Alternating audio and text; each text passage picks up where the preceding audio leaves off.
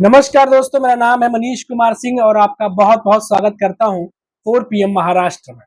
दोस्तों, महाराष्ट्र में जिस बड़ी खबर के बारे में हम आपसे बात करने वाले हैं, वो खबर जुड़ी हुई है महाराष्ट्र के डिप्टी सीएम अजीत पवार से। जी हाँ, अजीत पवार का टेंशन जो है वो इन दिनों बढ़ा हुआ है और वो टेंशन इन्होंने इनको दिया है पार्टी के अंदर के एक आंतरिक सर्वे ने, यानी इंटरनल इन्होंने जो एक सर्वे कराया है पार्टी के अंदर, और जो कुछ भी निकल के सामने आया है उससे अजीत पवार की टेंशन जरूर बढ़ी होगी। महाराष्ट्र में इस सर्वे ने बढ़ा दी है अजीत पवार की टेंशन, और साथ ही साथ एक अटकलें जो है लगाई जा रही हैं इन दिनों बहुत ज्यादा, कि क्या शरद पवार के पास, यानी चाचा शरद पवार के पास भतीजे जो है अजीत पवार, क्या वापस हाथ मिलाने वाले हैं।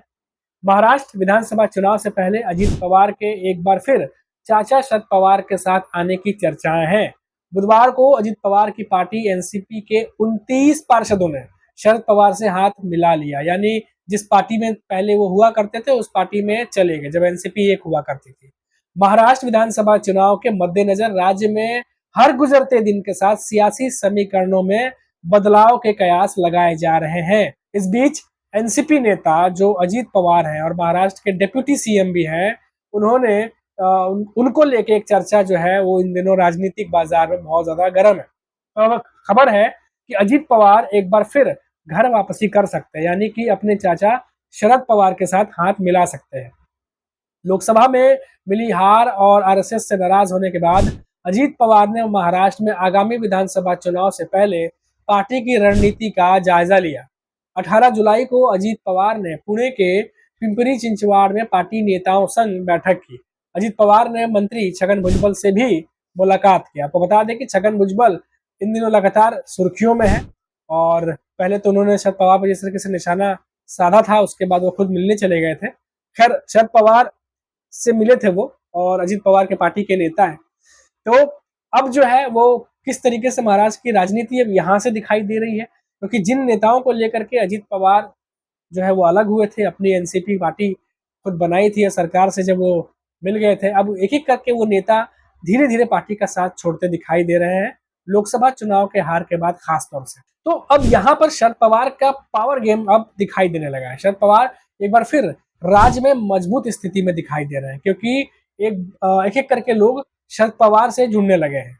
और बुधवार को शरद पवार की मौजूदगी में 29 पार्षदों ने, जो अजीत पवार की एनसीपी है उनकी पार्टी को छोड़ के शरद पवार की एनसीपी जो है उनके पार्टी का दामन थाम लिया। जो पाला है वो पाला बदलने में बड़े बड़े लोगों के नाम भी शामिल हैं, जिसमें पूर्व शहर के अध्यक्ष अजीत गवाणे हैं, कार्यकारी अध्यक्ष राहुल भोसले हैं, छात्र शाखा के प्रमुख यश शाने और भोसारी विधानसभा सीट प्रमुख पंकज भालेकर भी शामिल हैं। शरद पवार ने भी उनके दल में शामिल होने का गर्मजोशी से स्वागत किया है। इसके बाद ही अजीत पवार ने पार्टी नेताओं के साथ मुलाकात की है। तो आप देखिए कि कितना गंभीर है ये, कि सारे अच्छे अच्छे जो बड़े बड़े जो नेता हैं, जो कार्यकर्ता हैं, जो ग्राउंड लेवल पे काम करते हैं, जिनको लोग जानते हैं, वो एक एक करके अगर पार्टी छोड़ते हैं तो जाहिर सी बात है किसी भी पार्टी के प्रमुख के लिए अच्छी बात नहीं है। और इसी के बाद अजीत पवार ने तुरंत जो नेताओं से है वो मुलाकात की है। अब क्यों अजीत पवार के लिए झटका माना जा रहा है? रिपोर्ट्स के माने तो अजीत पवार के समर्पित जो पार्टी कार्यकर्ताओं की अनदेखी करने की बात हाल ही में जो है वो एक आंतरिक सर्वे कराया गया, और ये बात सामने आई कि जो समर्पित जो नेता थे, जो पार्टी के कार्यकर्ता थे, उनकी अनदेखी हुई है, जिसकी वजह से ये तमाम जो बातें अब सामने आ रही हैं। वहीं आरएसएस की जो पत्रिका है साप्ताहिक विवेक, उन्होंने भी दावा किया कि महाराष्ट्र में भाजपा कार्यकर्ताओं ने राज्य में चुनावी हार के लिए अजीत पवार गुट के साथ गठबंधन को जिम्मेदार ठहराया। अजीत पवार जो है अजीत पवार की अगला कदम, या उनका अगला कदम क्या होगा, इसको लेकर के भी कार्यकर्ता चिंतित है। इसके इसलिए ये सवाल पूछा जा रहा है कि क्या अजीत पवार क्या वापस तो नहीं चले जाएंगे। अब इस पर जो बीजेपी के नेता हैं उनसे भी सवाल जवाब हो रहे हैं। ऐसे महाराष्ट्र के जो बीजेपी नेता हैं प्रवीण दरेकर, उन्होंने मीडिया से बातचीत और क्या कहा, उन्होंने कहा कि आने वाले विधानसभा चुनाव के लिए कई लोग पलटी मारने की सोच रहे हैं, यानी दल बदल जो है वो करने की सोच रहे हैं, और उसी कड़ी में अजीत पवार गुट के लोग शरद पवार के गुट में जाने लगे हैं। महाराष्ट्र में इस साल के अंत में विधानसभा चुनाव होने हैं, और अगर अजीत अपने चाचा शरद के साथ गठबंधन करते हैं तो जाहिर तौर पर ये शरद पवार को पावर देने वाला मूव होगा। तो कई सारी ऐसी बातें हैं जिस पर राजनीति के तमाम जितने दिग्गज हैं, तमाम राजनेता हैं, उनकी नजरें जो है वो टिकी हुई हैं। वहीं अगर बात करें कि महाराष्ट्र में विधानसभा चुनाव को लेकर सियासी सरगर्मियां कैसे तेज हैं और कैसे जो बाकी के नेता हैं, दल हैं, वो तैयारी कर रहे हैं। लोकसभा चुनाव में भारी नुकसान के बाद जो बीजेपी है वो क्या रणनीति बना रही है। तो आप देखिए कि महाराष्ट्र में विधानसभा चुनाव की तैयारी जो है वो बीजेपी की तरफ से शुरू कर दी गई है और केंद्रीय मंत्री भूपेंद्र यादव और अश्विनी वैष्णव ने गुरुवार को आगामी विधानसभा चुनाव के लिए पार्टी की तैयारियों का जायजा लिया है। ये खुद उन्होंने आकर के मतलब खुद पर्सनल लेवल पे जायजा लिया। वहीं पर्यावरण, वन और जलवायु परिवर्तन मंत्री जो है यादव और रेल मंत्री अश्विनी वैष्णव महाराष्ट्र में पार्टी के जितने भी प्रभारी है, सब प्रभारी मतलब प्रभारी और सभारी है वो तो, और उन सूत्रों ने बताया है कि उप मुख्यमंत्री देवेंद्र फडणवीस और राज्य इकाई के चंद्रशेखर बावनकुले समेत राज्य भाजपा की कोर कमेटी के सदस्य मौजूद थे, ये जो बैठक बुलाई थी। और उन्होंने बताया कि दोनों केंद्रीय मंत्री शुक्रवार को भी मुंबई में ही रहेंगे। सूत्रों ने बताया है कि 11 जुलाई को पुणे में राज्य भाजपा का सम्मेलन होगा जिसमें केंद्रीय मंत्री अमित शाह भी मौजूद रहेंगे। महाराष्ट्र में विधानसभा चुनाव इस साल के अक्टूबर में होने की संभावना जो है वो बताई जा रही है।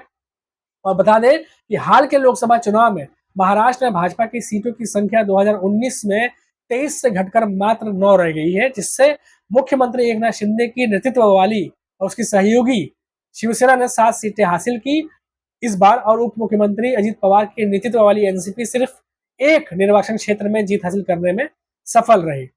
अब अजीत पवार पर तो चलिए अभी हमने आपको बताया कि सब लोग हार का जो है वो ठीकरा फोड़ रहे हैं। इसके विपरीत शिवसेना, यूबीटी, एनसीपी, शरद पवार और कांग्रेस से मिलकर बनी विपक्ष महाविकास अघाड़ी ने प्रभावशाली प्रदर्शन किया और सामूहिक रूप से 48 में से 30 सीटें जीती। और आरएसएस से जुड़े मराठी साप्ताहिक, जिसका मैंने अभी बात किया आपको, विवेक द्वारा हाल ही में प्रकाशित एक रिपोर्ट में लोकसभा चुनाव में जो है वो पार्टी के खराब प्रदर्शन के लिए अजित पवार की नेतृत्व वाली एनसीपी से हाथ मिलाने के भाजपा के कदम को जिम्मेदार ठहराया। यानी जो इनको गठबंधन में शामिल किया उसी की वजह से ये तमाम हार जो है बहुत ज्यादा नुकसान महाराष्ट्र में झेलना पड़ा। ऐसी बातें बार बार निकल के सामने आ रही है। तो ये तो बीजेपी की रणनीति अभी तैयार हो रही है। अमित शाह भी आने वाले सप्ताह में वो महाराष्ट्र आ सकते हैं, ऐसी खबरें हैं। और तमाम जितने भी, चाहे वो अश्विनी वैष्णव हो, चाहे वो भूपेंद्र यादव हो, सब लोग जो है मिल करके वो बड़ी बैठकें कर रहे हैं नेताओं के साथ में, जो है वो समन्वय बना रहे हैं कि किस तरीके से विधानसभा चुनाव की रणनीति तैयार की जाए और किस तरीके से एमवीए से निपटा जाए, जो कि खासतौर से लोकसभा चुनाव के बाद बहुत मजबूती से जो है वो महाराष्ट्र में उभरा है। तो अब देखना होगा कि चाहे वो अजित पवार के आंतरिक सर्वे की बात हो, चाहे अजित पवार की जो बीजेपी गठबंधन है उसकी बात हो, सब कितने दिन चलने वाले हैं। और इसका जो अगर बात हो रही है कि जिम्मेदार है, तो क्या आगे भी बीजेपी और उनका गठबंधन कंटिन्यू रहेगा?